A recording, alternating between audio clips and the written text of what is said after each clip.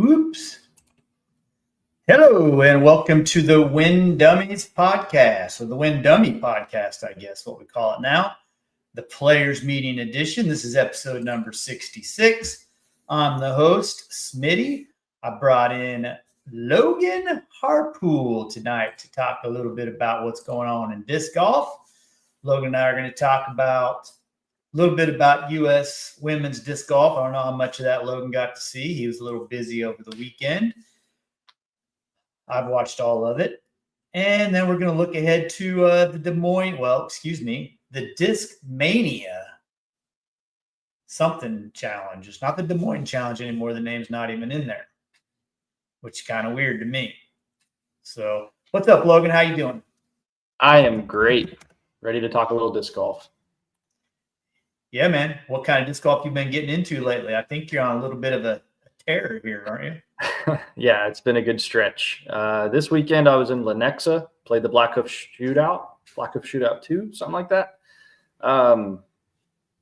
Blackhoof is hard. And if it's not hard enough, it was 96 degrees with 35-mile-per-hour winds. And most of the time, I mean, the heat's one thing. Playing in the woods, I didn't think we'd feel it much. But it really, some of the greens were blocked, but we got a lot of air bounces. We got a lot of unpredictable just swirls. And it came down to me and a local that got me on the last hole last year. And this year it went my way. So that felt good. Heck yeah. And then the week before you had a win. Yep. Doodah here in Wichita. That was a good one. That's another one. Got spanked last year by 5, I think, and then came back this year and got it by 12. And yeah, that was a lot of fun. Went back to 3 rounds rather than 4. There were some changes. I think the weekend went off pretty well. Yeah, it went off a little better than I thought it was going to go off. And one of us had a near-death experience. Near amputation experience. I don't think it would have killed me, but it may have lost my right leg. Yeah. Keenan nearly killed me from about 120 feet with a smoked over Star Destroyer, and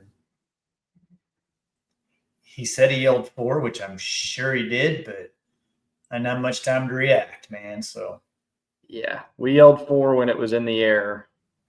Problem was it was moving about 60 miles an hour right at your right shin. Mm-hmm.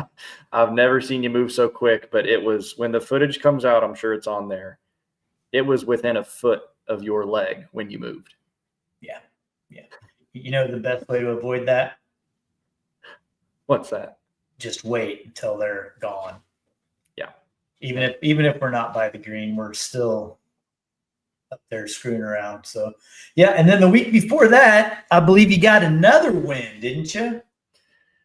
Yeah, there was a week off in there somewhere, but I've got 4 in a row now.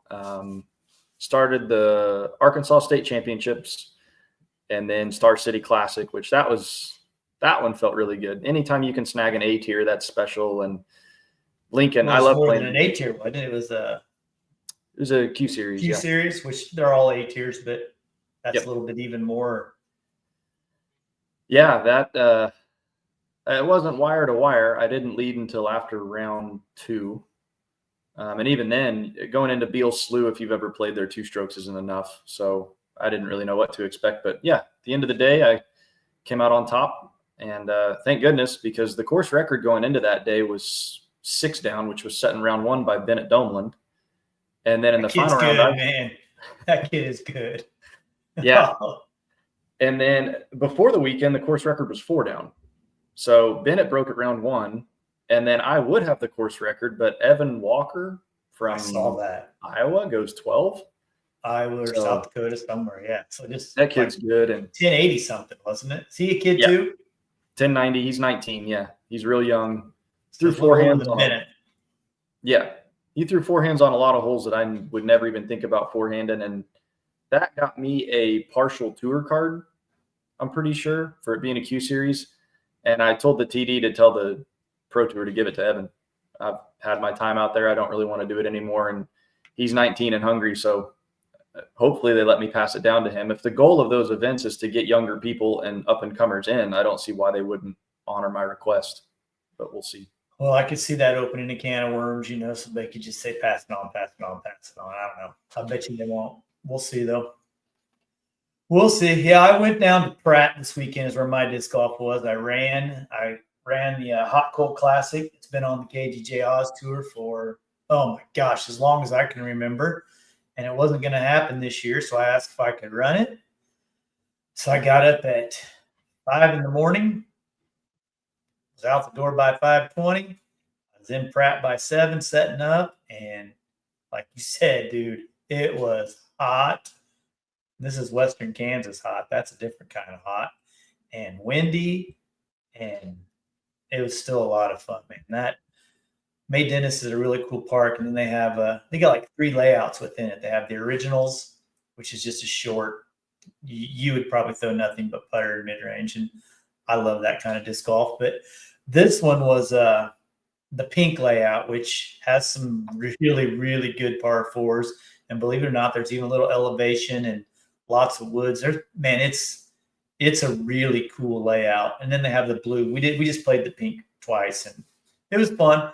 And Mike Tatro, the local kid there, was able to hold myself and JD off. I lost a disc on hole 16 and gave up 3 strokes right there. So that pretty much ended any hopes that I had. So, but it is what it is. And just fair warning, I have rain going on and internet flicking in and out the last 2 hours. And Logan says it looks like it could let loose there. So if we happen to lose you, we'll just try to hop back in and start back over where we left off. So you ready to do this, Logan? Yep, let's do it. All right, man. Well, let's start where we always start. What's popping? What's been going on in the world of disc golf?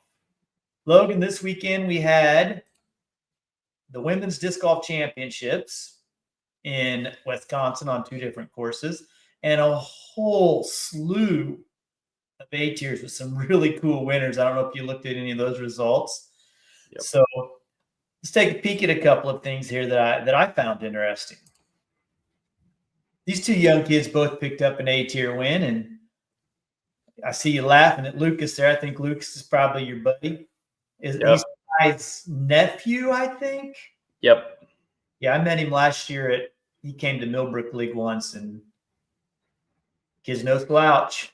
He was on his way to Junior Worlds last year. And by the way, that's Lucas on the right side drinking the milk out of his trophy, I think is what it is. But yeah, he was on his way to Junior Worlds and swung through Millbrook League on the way. Picked up a win. Pretty cool A-tier win. And Lucas played really well to preserve as well. Mm-hmm.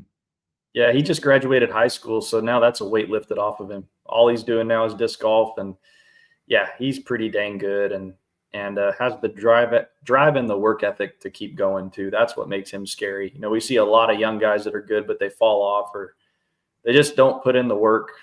Lucas does. I mean, he held off Joel Freeman in Colorado. There's 2 guys in Colorado you got to worry about, Joe Revere and Joel Freeman. Now you got Lucas Carmichael. That's true. That is true. You don't worry about Colton Montgomery? He doesn't play there much. He's touring. He's on the road. Yeah, somehow, right? So, and then that's Paul Crayons on the left. He kind of went back home and played at Brewster Ridge, played the Brewster Ridge Open. I think that's a pretty cool logo, the Bro logo. And picked up a win. He didn't blow him away by any means. He 1-stroke win over Jesse Longnecker. You know him? Nope. So that was the closest guy. So a great win for these 2 guys, both picking up an A tier. And I don't think Paul's very old either. He's probably barely 20 if he's even that. And these are just a couple of dudes, man, that when they're with those big boys, they're giving it all they got. But those top 10, 15, 20 dudes are just incredible. And it's going to be hard to knock one of those guys off the podium for sure. Couple more A tiers of interest. We got the Minnesota Majestic where Austin Turner had to come from behind wind. You know who he beat? Joe Revere. Yeah. Joe Revere's already there practicing for the World Championships is what he's doing. That dude probably got in 12 rounds today. That guy is a warrior. And he closed a 5 or 6 stroke gap, didn't he? Oh yeah. He I'm looking right now. I thought Joe had it under control. Joe was just 3 ahead, I guess. Oh no. He was 6 ahead of Austin and 3 ahead of Evan.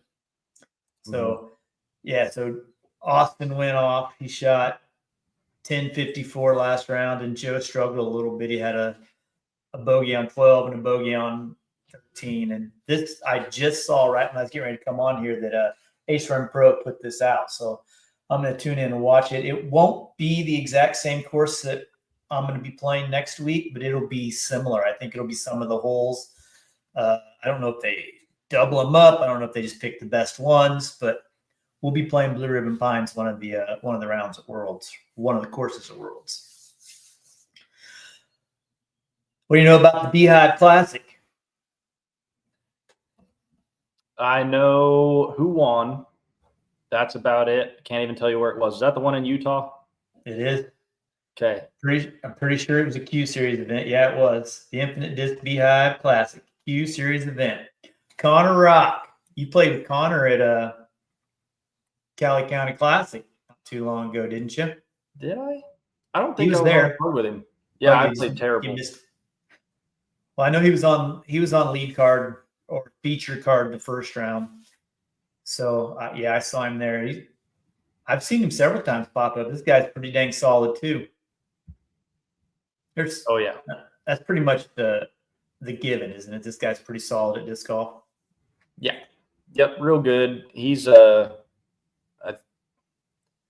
to describe. I don't know him personally. It seems like he could tour. He does, but definitely if he's at an A tier, you got to watch out. I'll tell you how many events he's played this year. He has played only 18, but he's played a lot of the Disc Golf Pro Tour events. So he's really getting after it, man. And this next guy, I was shocked to see him in the winner's circle. He has had a terrible year. Thomas Gilbert. What's he been up to? I got to look. He won it's called the Larger Than Life event up there in Canada A.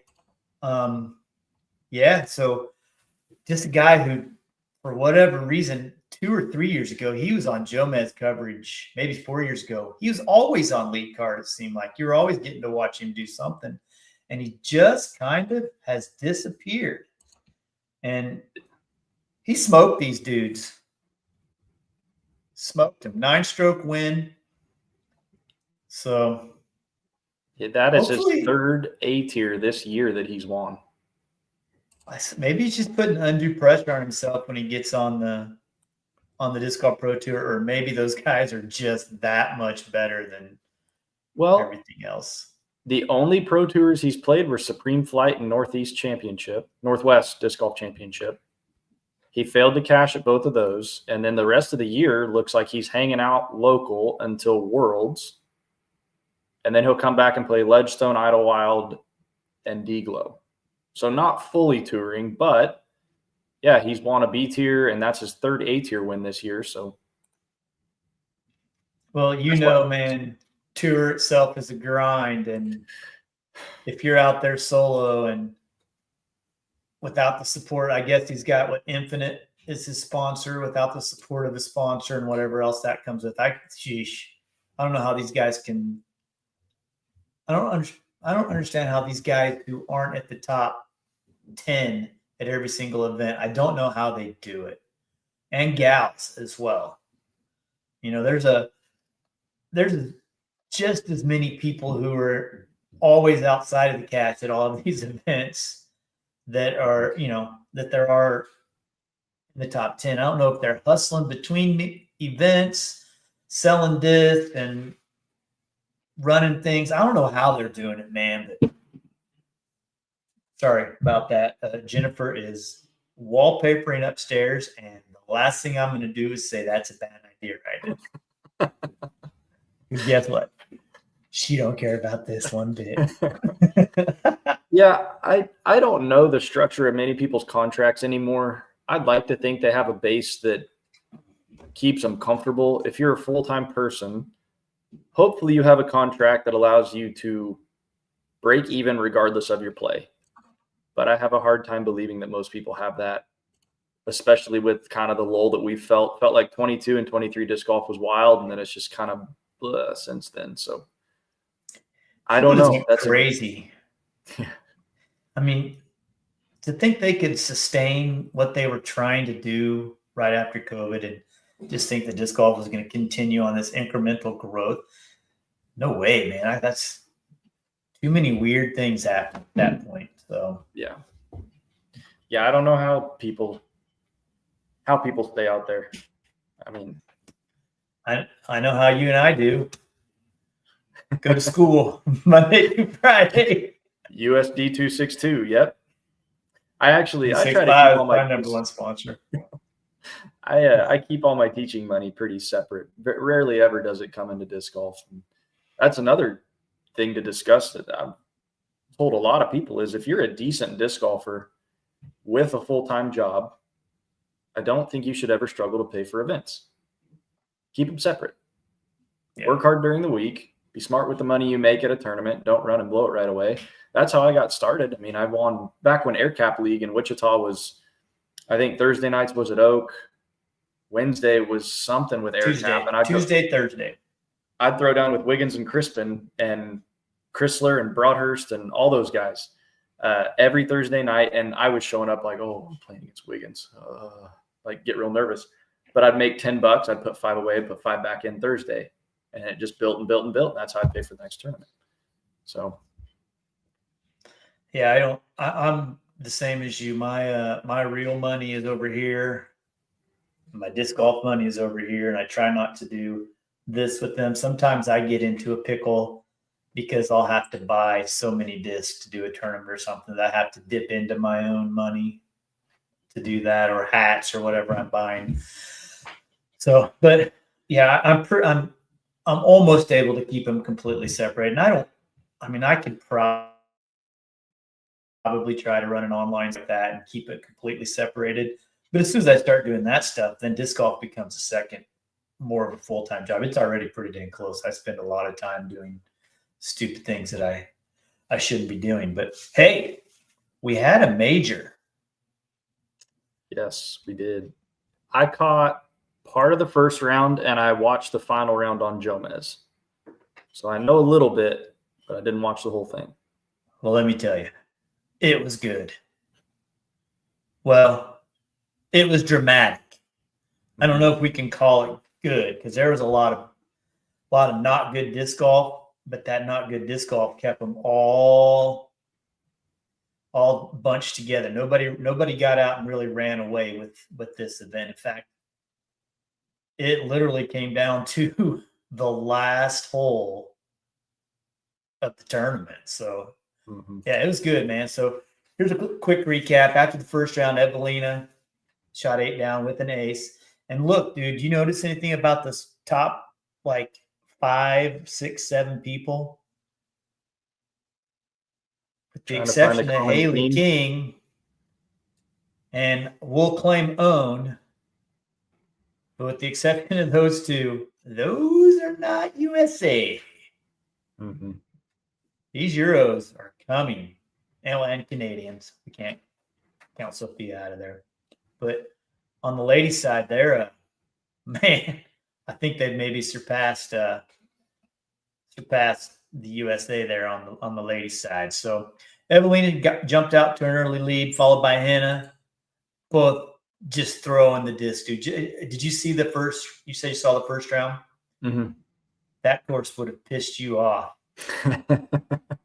You'd have been mad because you get mad at trees in the fairway or whatever. Hey, I just won at Blackhoof. Okay. Is it like that? Is it this wooded? I striped 16's fairway as middle as you can get with a Sargent. And I still had up and around some stuff to get up there. Yeah, I feel like there was a lot of luck involved with this one. Just because I don't like it doesn't mean I can't do it. I don't like playing in rain either, but I can do it. Yeah, I noticed that. So in the second round, Evelina slipped a little bit. Hannah Bloomrose played well and moved up. Haley King, where'd she come from? She's jumped up. She was just jumped up from what, T3 to second.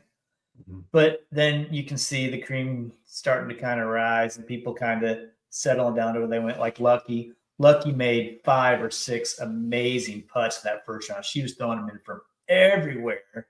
And, that's just not something you can bank on doing every single round for sure. I mean, you can count on putting well. The good putters are always going to putt well, but they're not going to make the putts this gal was making. She was throwing them in. It was great. And she was throwing the disc really well that first round too. So, but not like Hannah and Evelina. Those gals. And Haley King was throwing the disc quite well too. Yeah, I watching that Jomez of the final round. They do the slow-mos, and when you see that, it's hard to argue that Haley doesn't have the smoothest form on the FPO side. Her backhand, mechanically, I mean, she's got longer limbs. It seems like, I don't know how tall she is, but longer limbs, and she knows how to use them. Her form is so clean. I think she's got the highest ceiling on the ladies' side, and I've said that for a couple of years. The problem is her attitude sucks. I just want to just kick her when she starts talking.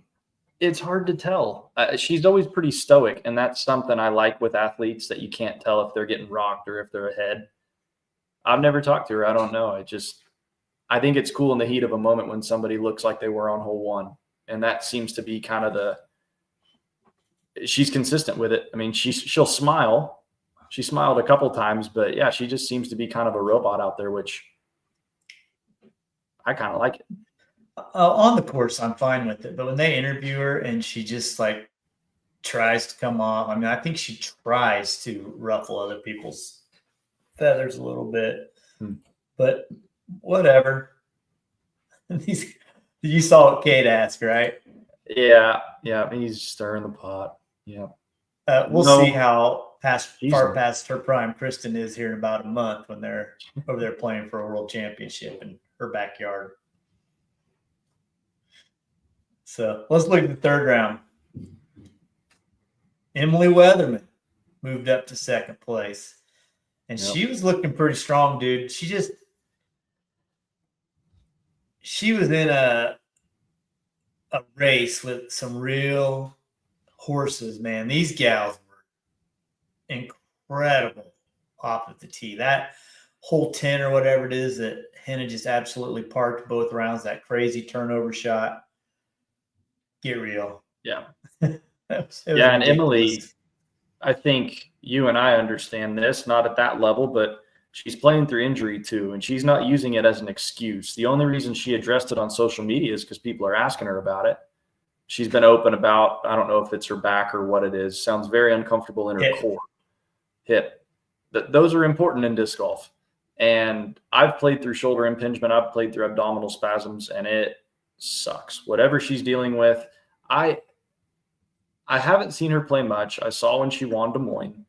She missed a few shots to the right, which I'm reading into something I'm probably not supposed to be reading into, but playing with an injury, the one thing I'm always afraid of doing is following through. So I bail out of the shot a little bit. I think a healthy Emily Weatherman is even more of a force, but to do what she did, injured, like she's sitting T2 on lead card going into the final day with an injury, playing through pain. It's impressive. Yeah, she played really well. But dude, the gals she's going up against are, I think they got that extra gear all the way around. I think she's as good a putter as some of them, but the one that I'm excited about, we haven't even said her name yet. And this chick had a shot at winning this dang tournament, man. Fourth round, final round. Cadence Burge was 2 or 3 holes ahead of these gals, and she was posting a round, dude. She was on a roll. Things were going good. Then she got in a little bit of trouble on that stupid lighthouse hole. Do you like that thing? I don't want to throw that approach. I don't want to throw that putt. I'm not worried about the putt's one thing. The water's ripping off the lake. Watching them throw an approach downhill, you have to throw. I don't want to throw that approach. Yeah, that's all I say about that. The wind was ripping. Even with no wind, I don't really want to throw that approach. Cadence, she just threw just a little bit long and was out of bounds. And like you said, that wind is ripping off of that. I like the aesthetics of that lighthouse. I think that's cool. I think it's too dang tall to be on that little area with that much wind. You're always going to have that much wind. And even 6, 7, 8 footers were really scary. I saw a lot of them that hit way higher than I would want to put them. But that's where you want to be. You don't want to park it on a Mach X to where you're putting straight up. Like, you don't want to be against the lighthouse. Am I still here? Yeah, you're good. I see you. Okay. All my power just went out. I don't know how I'm still here. It flickered. Okay, we'll call it good. So, Ronnie, we're going to give Evelina some love here in a second. So, yeah. Did they highlight Cadence coming in on Jomez? They showed a lot of her. Yeah. Man, I don't know if this did. What a crappy break to throw just a beautiful drive and have that stupid T sign for that short pin or short tee. She threw it solid, but that was in her head, and it kept her from executing the shot the way that she really wanted to. That was a tough break, man.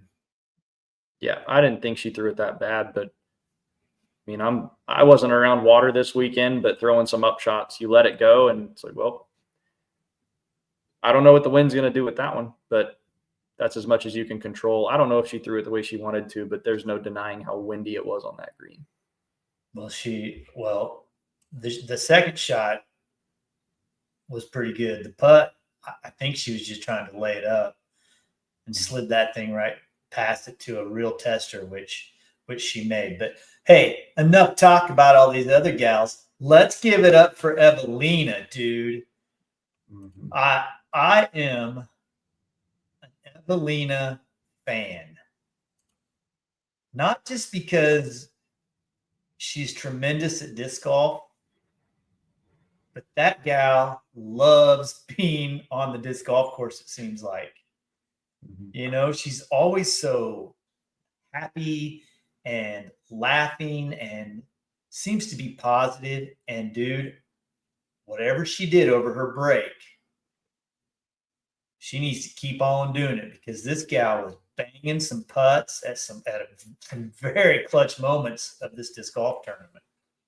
Yeah, and that's the one thing people always say about her putting, is that's her biggest setback. Well, now she's the world champ. Now she's the U.S. champ. She won Champions Cup. She throws it well enough that she doesn't have to make every single putt. Barsby said when he won the 2018 title, they asked him something, what would you say to yourself if you went back in time? He said, you can miss a few and still get it done. It'll be okay. And hopefully she's gaining confidence that, like, yeah, I throw it well enough, I'm fine. Because she did miss a couple easy ones early. I think I saw at least one. But watch the back nine, if you haven't, on Jomez. The way she locked in for 5 in a row, and they were not all parked. Right. She threw it well. She putted well, and that's fun to watch anybody.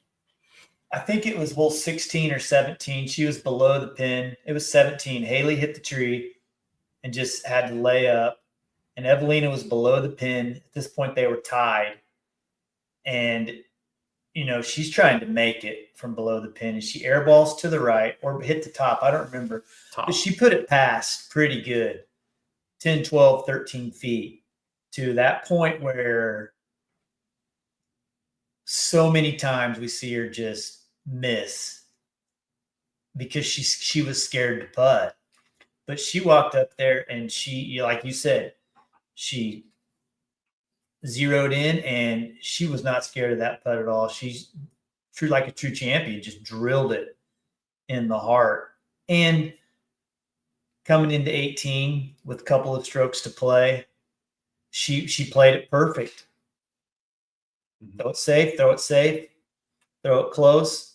She misses. I don't need it. Lay it up, win. Yep. So I feel like if she needed to, she could have pushed a little harder on 18. But hey, man, if you can lay up 3 times and win, do it. Yeah, she sent that second shot moving right. I think there's OB over there. And I thought, well, that was knowing that Haley's out of bounds. That was a little ambitious, but I know personally, I'm just as apt to go out of bounds trying to lay it up as I am going for it. But if I go out of bounds, I want to go out way down there. Maybe that's what she was thinking, but I'd like to see athletes lock in when it matters. That's where you find out what you're made of. The front 9 of a 4-round tournament's easy. That back 9, the final 3 holes, when you're in the hunt for a win, heart rate speeds up, start breathing a little different. You find out what you're made of, and Evelina's got it. What'd you think about Haley's play on 18? Do you agree with it or disagree with it? She's got both spins so good. I don't know what the wind was doing. I thought it would have been a sidearm, but I've never played there. I've never walked there. I don't know what the wind was doing. I didn't understand the backhand, but there had to be a reason for it. I mean, she's a winner. She's got that it factor that gets down the stretch and wins tournaments. I don't know. I thought it would have been a sidearm, but I think she could have birdied if she laid up and then sent the other one. She's got the arm to get it down there. I think it was a terrible play. I think she put her whole tournament on the line on one shot. I mean, that literally was the whole tournament in one throw. I think the best play there is going to take an absolute hero shot to get a putt. I think that's why she went backhand anhyzer, trying to flip it over and ride down that hill and give herself a look. But I think the smart play is, like you said, sidearm it up around the corner, bite off a little bit of it, give yourself some sort of an approach so you can get – I have no doubt she could go there in that exact same spot and score it for her if she just plays before. And I think she plays before she goes to a playoff or even wins. Likely, yeah. But I like sending it too. Trying to win the tournament. I hate it. It was the wrong move. It was the wrong move in that situation. But big props to Evelina. And like JD said, if Evelina and Hannah are putting, he said he's terrified. I think all these gals should be terrified. If those 2 are putting, there's not much chance for the rest of them. Speaking of terrified, yikes! Oh my gosh! Yeah. What do you think of that? Yep, that happened. They didn't all look like that. I saw some of the junior trophies that 100% were a lighthouse. Well, that's been some fun watching and reading and looking all day long. I'll tell you that.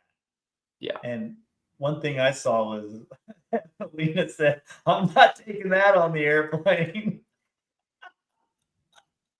Pass that baby through customs. Try to explain that. Oh, it's a trophy. Yeah, so, yeah, man, that's crazy. Yeah, not all of them looked like that. Well, there was a post from Nova too. Did you see that? Mm-mm.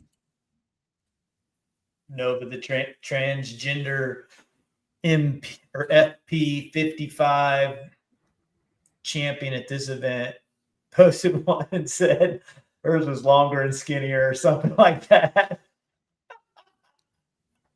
Yeah, I don't know, man. Hey, people are talking. I'm talking. I'm loving it. All right, well, let's get out of here. No easy way to get out of that. Weekly picks. First thing I got to do is I got to look at my and D Nice's picks from last week, and then you and I'll get into what we're picking, what we're feeling for this week. So we'll start with our sleeps. Denise took Valerie Mondahano, pretty good pick. I took Cadence, pretty good pick.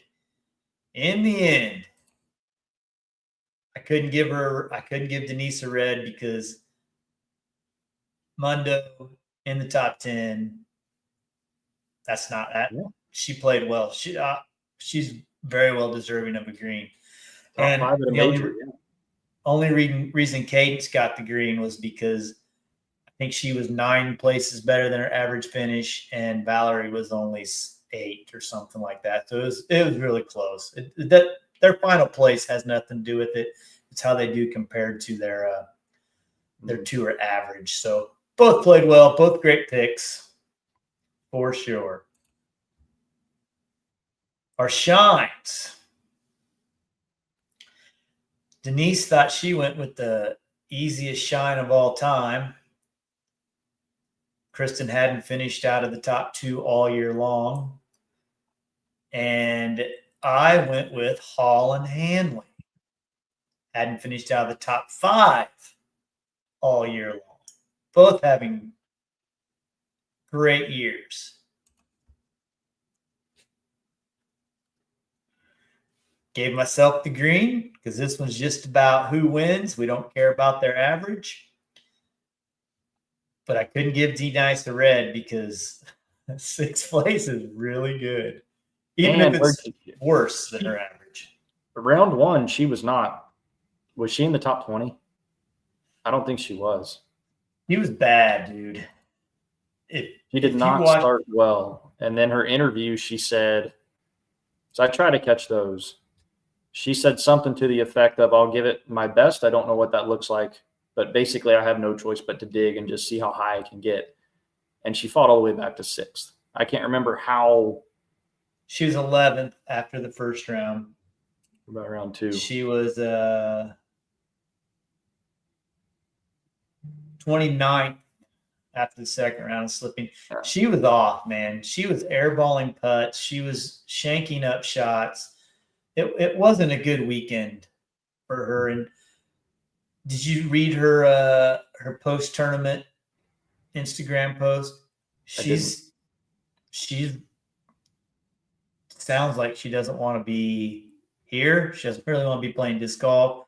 Seems like it's pretty stressful on her. And she said something like just dreaming of being at home. So, I mean, she's a mom. I'm guessing missing your kid probably is more taxing on you than playing disc golf. But for sure.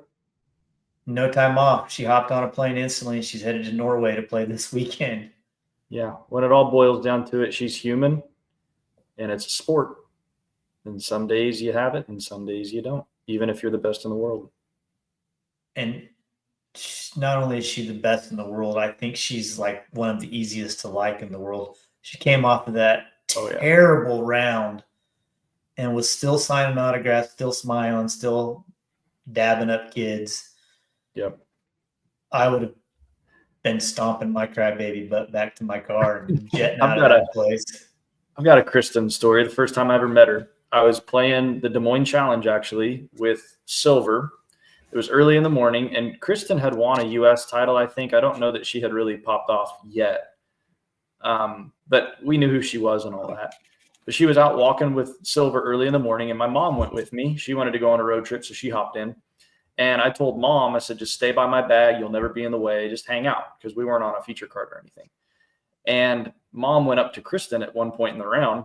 No idea. Mom wasn't really into disc golf. She watches a little bit. She walked right up to Kristen and goes, so do you play? And Kristen turned to her. The best response, Kristen goes, I play a little bit. And they walked and talked. And after they got done, I said, Mom, and I read off Kristen's accolades. She was the most humble person. She had nothing to gain from from downplaying her abilities, or I don't know the best way to put it. She could have big league mom and she didn't. And it doesn't seem like she's lost that at all. Her response was perfect a little bit. And mom told her, he told me to stay by his bag. And she said, that's what I tell my daughter. Same thing. You'll never be in the way. Just stay by my bag. So it's not a show for the cameras. There were no cameras around there. She's a genuine good person. Yeah. Yeah, I think so. Yeah. And Ed's right. She did say she wasn't feeling well. And last week we looked at her toe. All right, dude. We got to get into this next pick.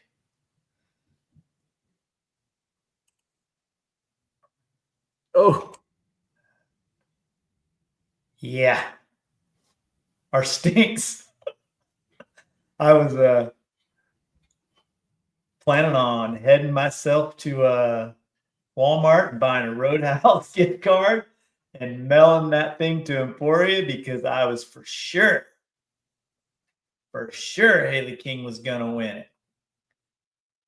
Oh, God. But we can see how it shook out. Denise had a killer pick with Paige.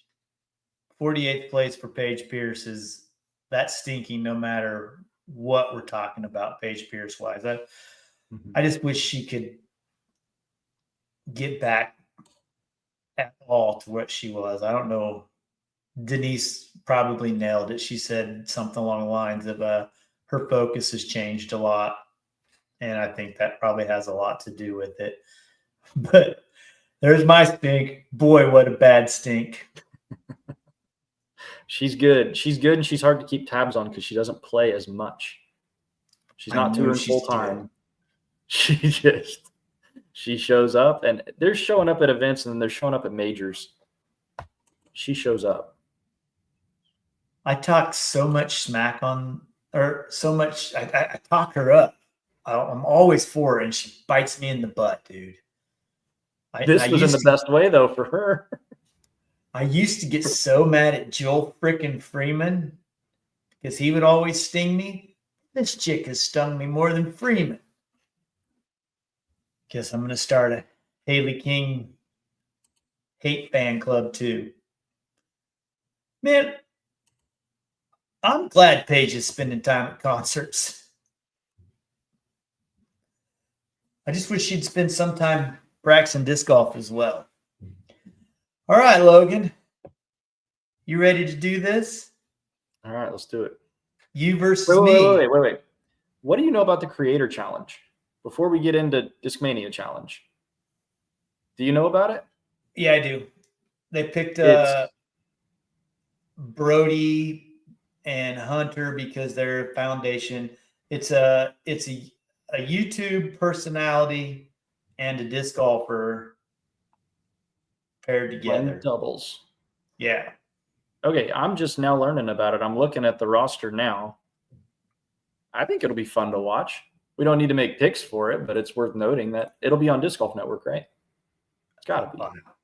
I don't know. Why would it be on Disc Golf Network? Because it's going to be fun to watch. Yeah, maybe. Maybe. As long as they don't let Ian commentate it, we'll be good.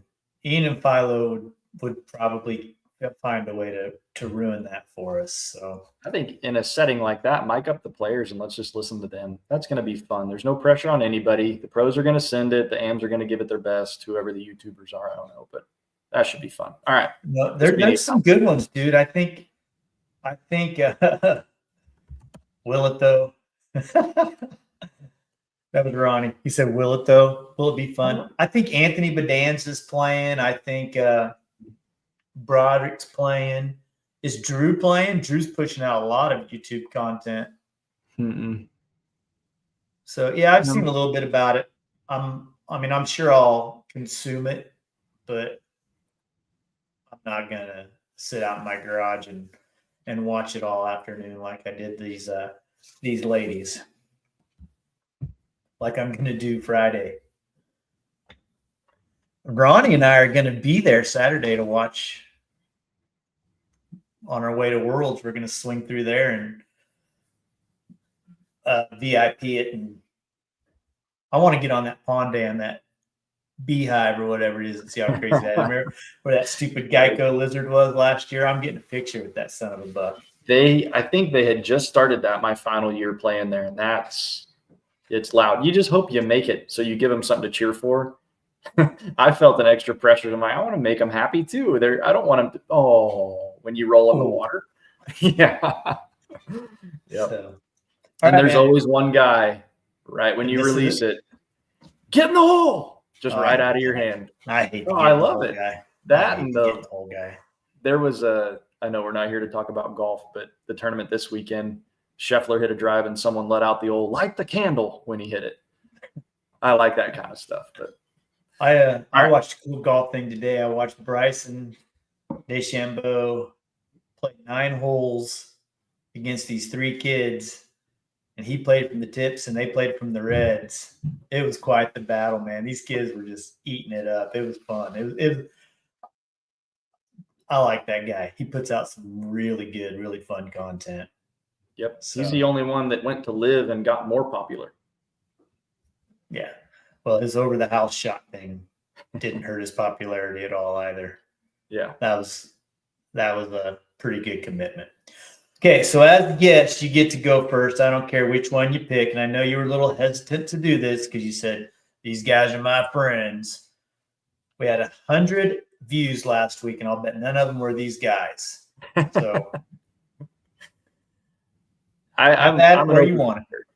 I'm an overthinker. We'll start with sleep. Sleep, just so I understand, sleep is someone that I'm picking to win that other people won't think of, right? They don't have to win. They just have to do better than they normally do. I might not be a good one then. I'm not switching though. My sleeper pick, my under the radar dude that's going to play really good is one of our teammates, Evan Smith. He's been knocking. He's been right there. He's solid. He's not going to wow you with big distance, with stellar shots. He's going to stay in the fairway and he's going to make putts. And I think at a course like Pickard, that's paramount. I think he's a good pick to play well. But I think the reason you probably won't beat me is because he generally plays pretty well. Have you looked at Statmando to find out any of the stats? Nah. Let me check real quick. I'll bet you his averages finish is probably top. He's probably in the teens. Evan Smith, Disc Golf Pro Tour 2025. Yeah, 15th place is his average finish. So, well, maybe he'll win it. I mean, he's really good, really good. But like you said, he's quiet and he's not doing crazy things. But as a sleeper pick, I mean, you could beat me. You could beat me. My guy could blow it, absolutely blow it, or he could smoke this son of a buck. Luke Taylor. I saw Luke win something. It might have been a B tier. It might have been I'm pretty sure he won something either last week or maybe even this week. His average finish this year is 34th place. So I think he's got the tools to do well. It just depends what he does. And unlike Evan Smith, this guy's going to make some noise off the tee. This guy, he's compact form and explosive. He took third at the Majestic, and I'm happy to say that he's one of the few that I would beat in a PDGA number battle. I'm 101. He's 102. He's 6 digits. There you go. What's up, chump? Got a bigger PDGA number than Harpool. All right. I'm going to go with my shine. And I was torn.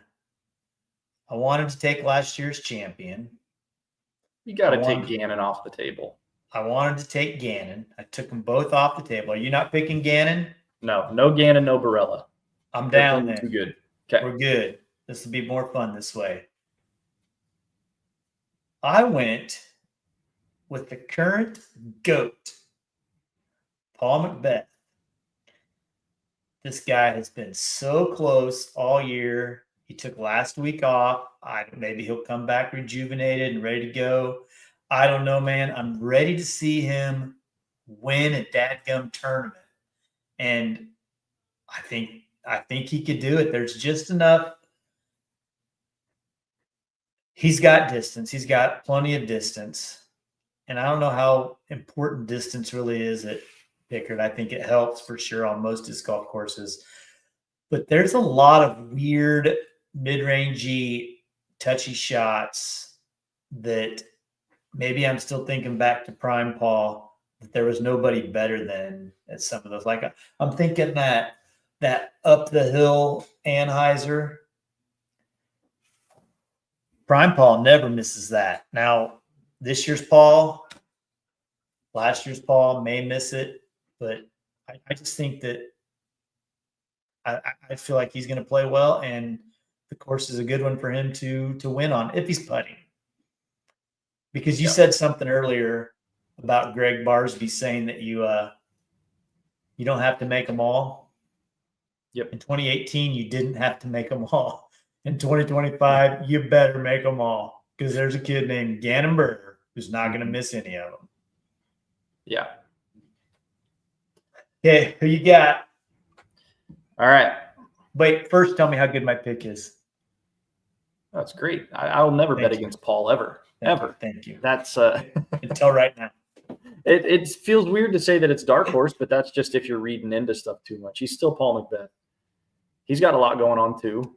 I don't want to call it distractions, but he's not just playing disc golf all day, every day. But Paul McBeth is still Paul McBeth. And when they go over to Europe to play majors, he's another one. I think he gets more excited for majors than Elite Series. Not that he's not trying to win, but majors get him really excited. So I'm excited to see him over there. But my pick to shine, I don't believe he's won here. I don't know that he's been in the top 5 here. Adam Hammes. He was on the card last year going into the final round. Pretty sure. Okay. No, I think he's a good pick. He's solid. I've played Pickard several times. I did okay there. If I'm doing okay there, I know that it's not the hardest course, but I like Adam's game. I think you need to have both spins there. You need distance, but you're not going to absolutely rip anything. I don't think you throw anything 100%, maybe hole one, but you'd rather be in bounds. I don't know what the finishing holes are going to be. Last year they put in that island and super wooded. Do you remember that? Yeah. Yeah, I don't know how that shapes up. All that to say, I think caddy book, but I didn't. I think Adam's got it all. I think he's due again. Took 4th. Yeah. Yeah, he was 4 back of Anthony. So he's got. You know who got second last year? Do you remember? Matty O. Really? Anthony, Matty O, Gannon, Adam, Jake Mon, Jake Hebenheimer, Vinny, Jaden Rye, Austin Turner, your pick, Evan Smith, was 7th last year. The guy who we didn't know which one was which until Evan Smith got signed by DD. Evan Scott was 7th. So yeah, that was pretty confusing for us last year at this time. So yeah, I think Adam's a good pick, dude. I think he won one Pro Tour event already this year. He won Waco. So yeah. No, I think he's a good pick, and yeah, it's going to be fun. Gosh dang it, this is going to be fun. I don't remember the last Des Moines Discmania challenge, but the location is Des Moines. I don't remember Des Moines without weather, without some kind of something happening. I don't think they've ever had 3 days of perfect weather. And I think that comes into play too. Adams, he looks like a push putter, but it's spinny. It's on a rope. I think his game suits himself really, really well there. Casual round with Matty O, that would be a blast. I think any round with Matty O would be a blast. I got a Matty O story. You want to hear it? What's that? Let me, I want to see what 18 is here real quick. A long time ago in a galaxy far, far away, there was this A-tier event in Kansas City called the Kansas City Wide Open. A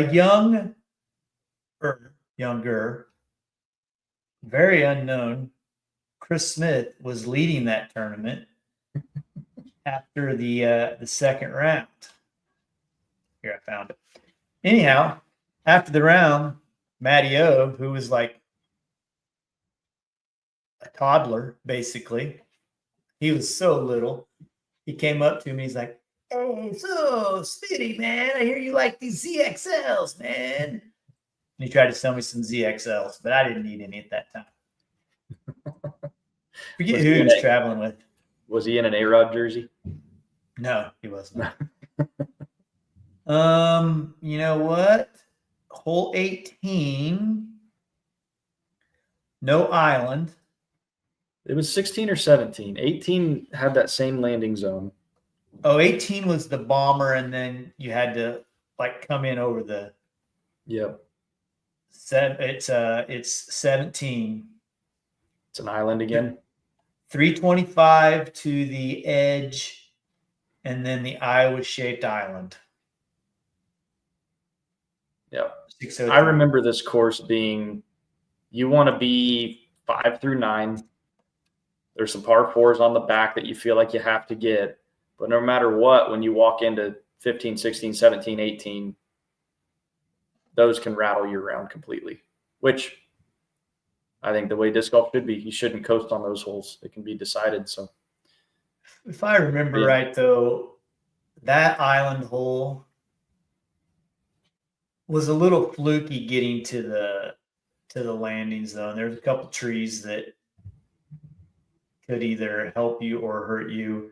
I mean, I feel like there should be at least a line to get to this, because you're already forcing them to throw a pretty tricky shot, 325 through a tunnel, which they're probably throttling down on a mid-range to get it there, which I personally find it easier to throw a disc harder through a tight gap than to try to back off of it to get it through there. Till it's windy, and they're in the Midwest. Woo! I haven't even looked at the weather forecast, but I'm ready. I just hope Saturday is beautiful. Hey, be watching for me. I'm taking that Geico thing down. Little DDT from behind. That's a fun one to go to. You'll have a good time. And then you're headed up to, is it at Blue Ribbon? We play Blue Ribbon Pines, and we play Kaposia. Okay. Like this. When I'm at Blue Ribbons, Ronnie's at the other one. And we just, which is kind of bad because they're an hour apart, but I have a feeling we're going to find a way to have fun. Good luck, guys. Good luck. All right. It's your turn. I don't like this one. I hate this. I don't like predicting. The good news is you're close enough that I can get Roadhouse from you if you make a bad pick. So I chose this guy really for one reason, that he's never played the event. We got the same. Never played. Okay, good. Not that I could see. I could be wrong, but I did some digging. I don't think he's ever been there. Not that the course doesn't fit him, but your first time there, I don't know. All these guys, they're the best players in the world. He'll probably bite me. I'm going to say Eagle.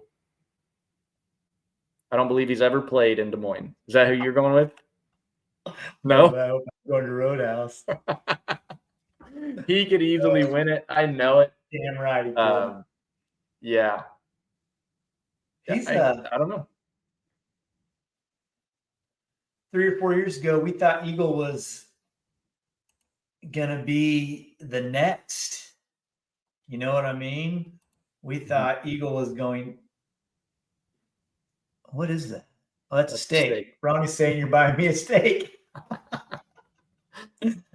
We thought Eagle was going to be like the next greatest. The guy made it look so easy, and then he got injured. Then he started eating meat. And he's had small time frames this year at tournaments where he's been great. He's been Eagle McMahon. But then just something wacky will happen and he'll play like a normal human. But yeah, I'm rooting for him. I want to see him do well, not just because I want Roadhouse, but because I want to see Eagle back in the game. I think that he could be that guy that can scare Gannon once in a while. Right now we have Anthony. Anthony's our dude that can mix it up with him a little bit, but I'd like to see 2 or 3 of them up there. And I think Eagle could be the one. But I also think Eagle's a good pick for a stink. But what we're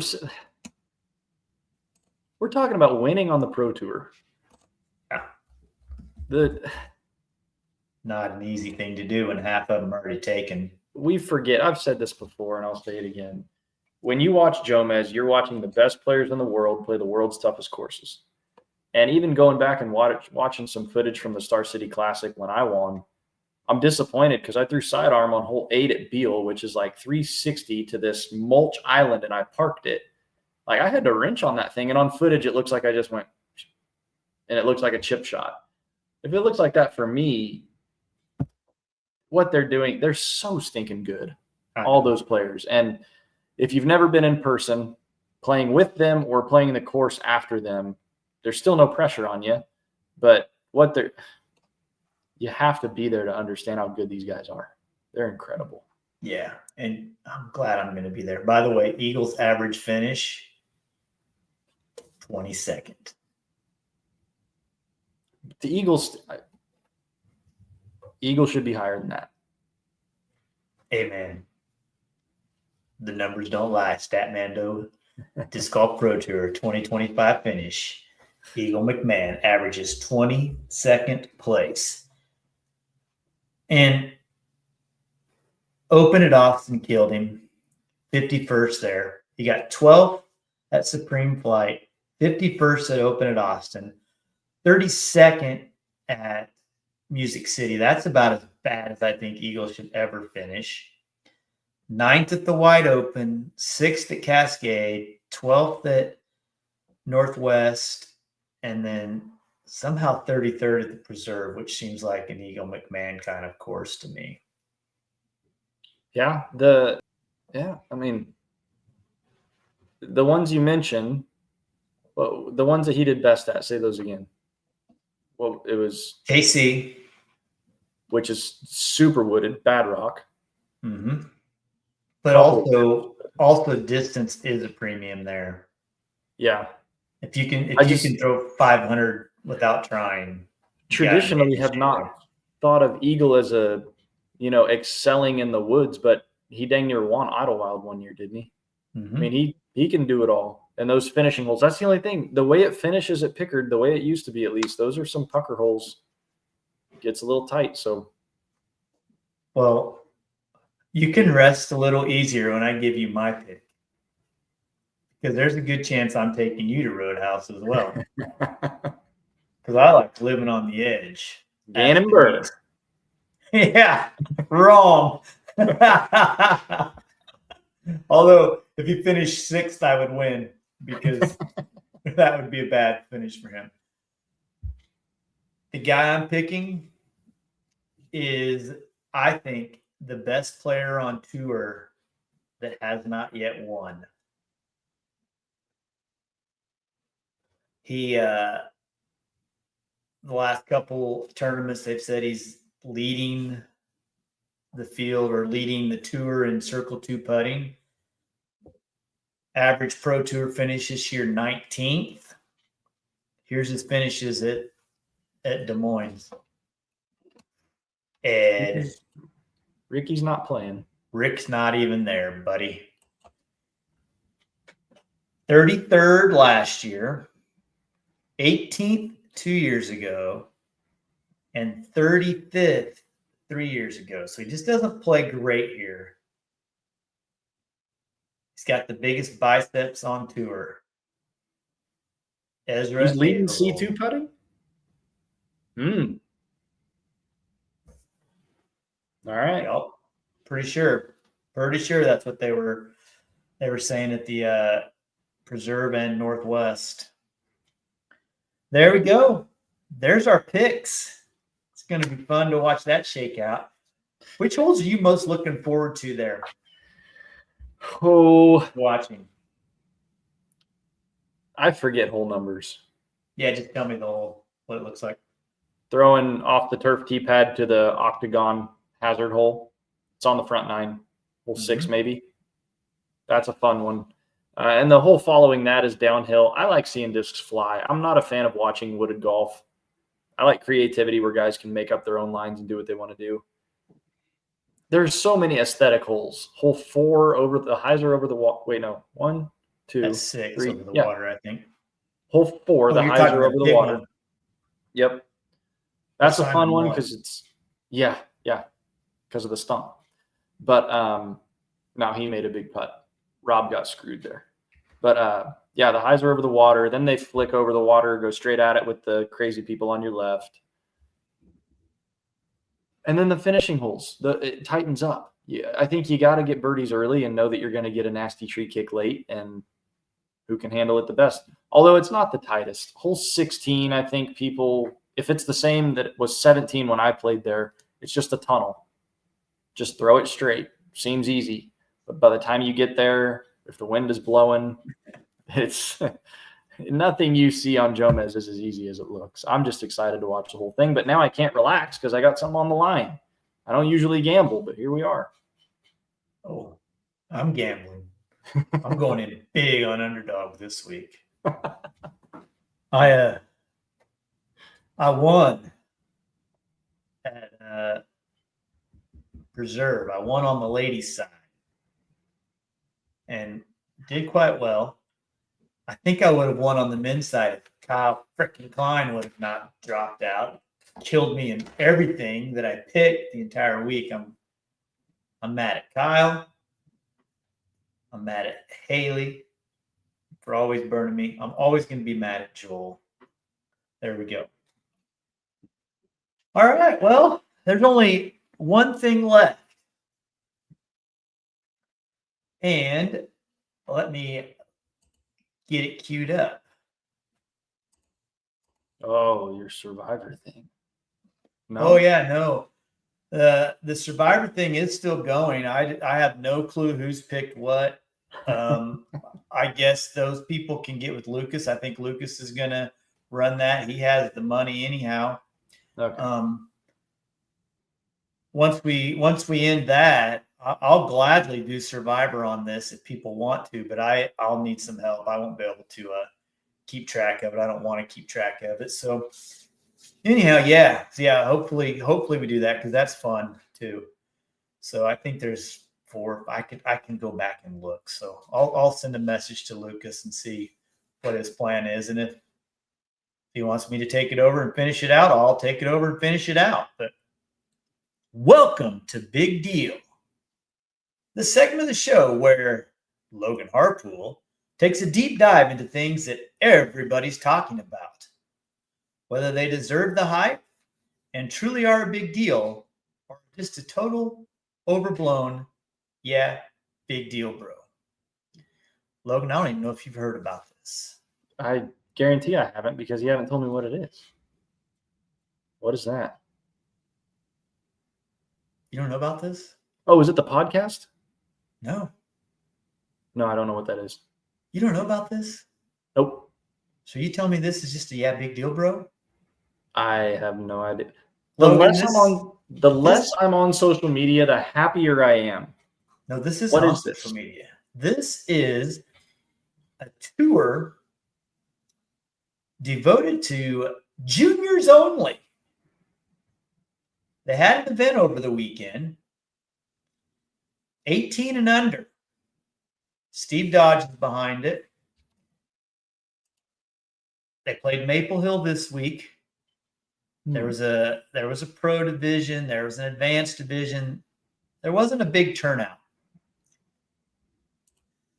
But I don't know if he's trying to showcase the junior talent we have and give them their own, area, their own place to say, this is what we got going on. That's all I can give you. What do you think, Logan? Big deal or yeah, big deal, bro? So it's a scale down from Feldberg's entity. It's meant for younger kids. The next gen NADGT or whatever that is. I guess. Just based on what you've told me, this is all I know about it. I don't like the idea of young kids traveling to play disc golf. I think they should be at their local park having fun, learning to love the game, and playing as many other sports as they can while they still can.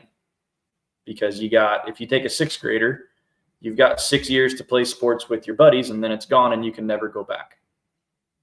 So when I hear about young kids focusing on disc golf, not only do I think their bodies are going to be wickedly asymmetrical with lots of injuries, I think there's a lot of lessons to learn and fun to be had playing basketball, baseball, football, tennis, whatever. That's a lot of pressure to put on kids. I know for me, one of the reasons I don't tour anymore is I didn't have fun. There were other factors as well, but this seems to put pressure on kids. They're choosing to play. I would rather see kids playing, having fun, not even thinking about tournaments, just enjoying the game. I think that's part of being a kid. But how young does it go? Well, I see some 15-year-olds at this one. That's all right. I mean, they're old enough to, I don't know. Got to make a call. Big deal or, yeah, big deal, bro. But before you do that, though, let me tell you where some of these kids are from, because I'm looking at it right now. Okay. Is it Maple Hill? Okay. Kid that won Open, Pasadena, Texas. Second place was Connecticut. Third place was Maine. Fourth place is Connecticut. Those three make sense to me. They're right there. MJ15. Redlands, California was the winner. Maine, Rhode Island, Maine. So one kid literally traveled across the entire United States, and the other one traveled over half of it. Looks like they had 10 kids total. 10 total? Yeah. This was the first one. And there's a whole tour series of these things. If we're likening it to other sports, it's a showcase, right? It's safe to say that. This is for a young kid to go and play against people his age. And I don't know if there's cameras on it or anything. If there's young kids that are listening, if you're good, people will know. You don't need to travel all over the U.S. to do it. I would argue the same thing for baseball and basketball. The AAU stuff, running your family's bank account into the ground, it doesn't have to be done. If you're good, they will find you. I don't know about calling it a tour. I don't want to put pressure on children, and I'm thinking more about families to travel to play junior disc golf events. I think I'm going to say big deal, bro, saying that it's not that big of a deal, because I think communities themselves should do better at junior events, promoting their juniors and taking care of their juniors. I don't know that a national entity is the best idea, but Steve Dodge has been around a long time. He'll probably find a way to make it good. We'll see. I'm with you. This is the big deal, bro, but my reasons are all different than yours. Big deal, bro, to me, because I don't know what these kids are getting out of it. I don't know what the winner, if there's a tour winner, I don't know what happens. I don't know where they go with this. I don't know anything about this thing. Right? Yeah. It just popped up. Also, I'm going to say, big deal, bro, because let's just look at Star City Classic. Who was leading after round one? Bennett Doman, Jr. Mm-hmm. Let's look at Duda. You had a junior on your final card with you. That kid's good.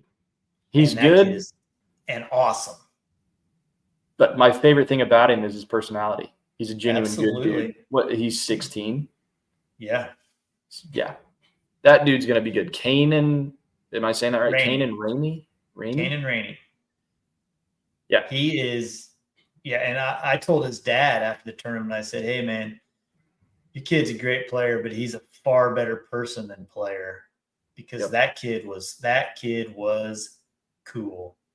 His little sister as well, Eva, something like that. She won one of the women's divisions, came over and met him and walked with us for a little bit, and she was the same way.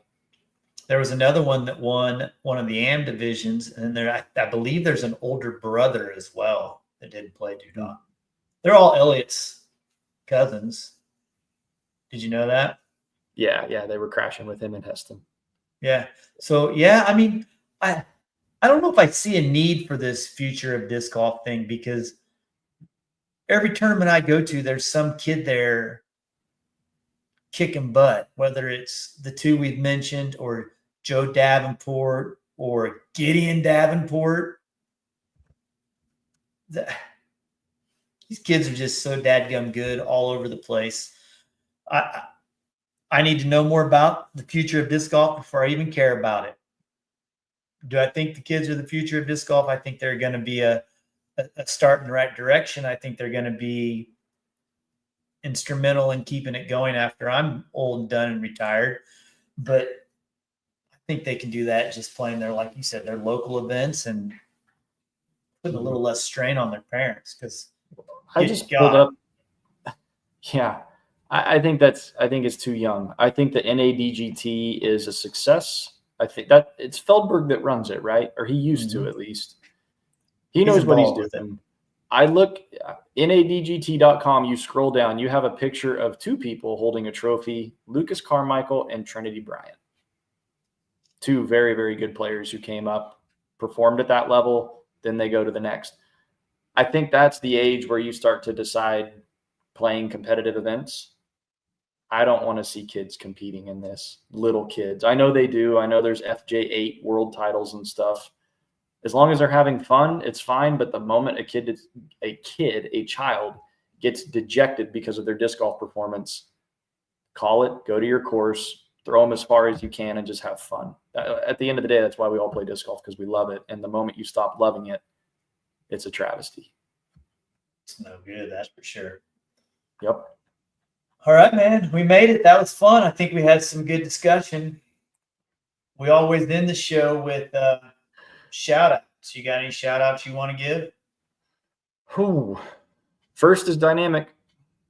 They've had your back longer than mine, but they've had mine for 8 years now, 8 or 9. And I really don't think I'd be doing what I'm doing if it wasn't for them. I wouldn't have started the way I did. And yeah, they take good care of me. Yeah, they do a good job. I just saw that name. He's been in here the whole time. You're welcome, Merle. He's from Texas. I played Piney Woods with him. Gotcha. I got to give a shout out to two dudes that helped me out. Well, there's way more than two dudes, but Craig Winters and Brian Dieterding. Got to give a shout out to both of those guys, because last week I told you I was running the tournament Pratt, the Hot Cold Classic. Those guys both met me down there on Wednesday. I just wanted to go down there and kind of see what's going on. The local guy there, Jason Winkle, said might need to do a little weed eating or something on a couple of holes. When I showed up, as I pulled in the parking lot, Brian's coming over the bridge, legs completely covered in grass clippings. He'd been in there weed whacking. Craig had this weed eater that was like a tiller. The thing had wheels. It was a serious death trap, and he was trimming everything up. So shout out to those two guys for sure. And then this is crazy. We're playing along, and we're walking from one hole in the woods out to this next tee pad, and we walk under this cottonwood tree that I couldn't have reached around it if I tried. It was huge, and it was laying up against these other trees. And I'm like, dudes, this is a little creepy, man. This doesn't seem safe. And I just assumed it'd been like that for a while. So we all walk under it and tee off. The next day, 2 different people sent me pictures of this tee pad, this tree that had fallen over on this tree pad, on the tee pad, made it a tree pad. but the local guys went down there and cut that thing up, cut a new trail so we could get from basket to tee all in one day, and just dominated it. So shout out to the Pratt crew, and shout out to Craig and Brian for helping me out. That's awesome. So, yeah, buddy. All right, man. We made it. We went a little longer than we normally do, but I know I had fun having discussion, and yeah. So I'll have your picks next week. I'm going to be in Minnesota, so it only makes sense that Ronnie and I sit in front of the same computer and do the show. So I haven't asked him yet. Monday, I know that we're playing some super class thing one of the days. I think that's Tuesday. It's going to be amazing. These baskets we're throwing in are like they're like funnels. They're made of metal. Ooh, it's going to be great. That's awesome. I can't wait. I mean, we should probably be out practicing Blue Ribbon Pines with Kaposha, trying to get ready for a world championship. But come on, dude. We can't pass up the chance to throw some lids at those stupid things. I want to know how we kept going with your power going out. Mine never did. It's still storming pretty good, but mine just flickered it was real quick, and I got 2 monitors. Well, I got a monitor and I got my laptop. My laptop, obviously, the battery took over, but the big monitor was gone. I don't know how the modem kept going. I don't know, but hey, we did it. We did it. This time I beat him 2 times ago. What are you talking about? No, I hope I can beat him. There's a stacked field, man. Stacked field. So it's going to be fun. So, all right, everybody. Peace out. We'll see you from Minnesota next week. Later.